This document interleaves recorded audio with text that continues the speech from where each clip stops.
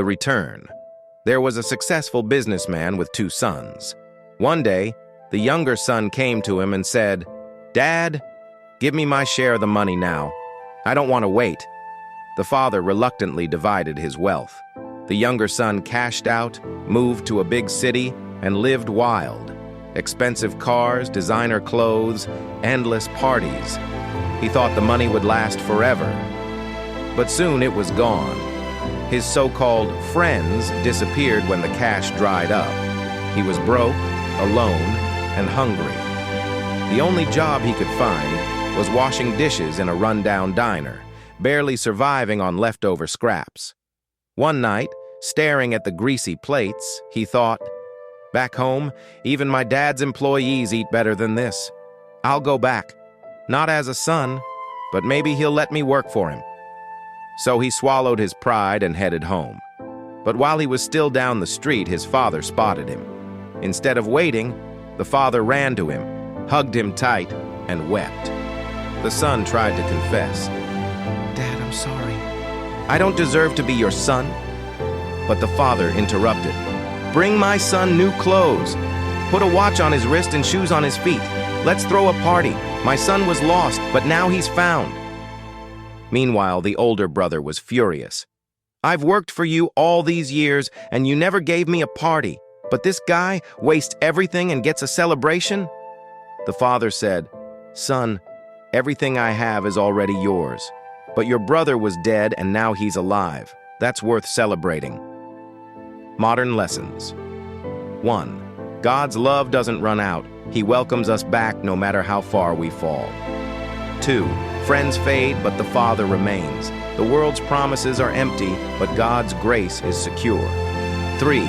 Pride delays restoration. Humility opens the door to healing. 4. Don't resent God's mercy. Celebrate when others are restored. 5. You are never too lost for God to find you. The bridesmaids test. A group of 10 bridesmaids were invited to a wedding. Each of them carried a phone. Because the groom was going to text them when he was on the way, so they could light the path with their lantern apps and join the celebration. 5 of them were wise.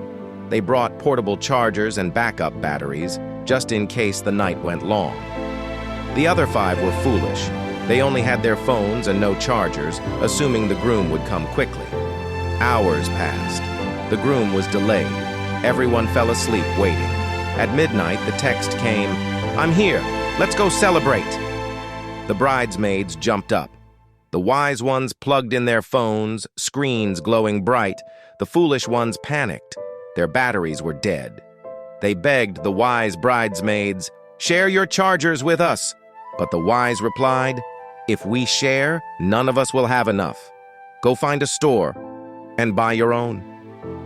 The 5 foolish bridesmaids ran off to look for power. While they were gone, the groom arrived. The 5 who were ready lit the path with their glowing phones and entered the reception. The doors closed.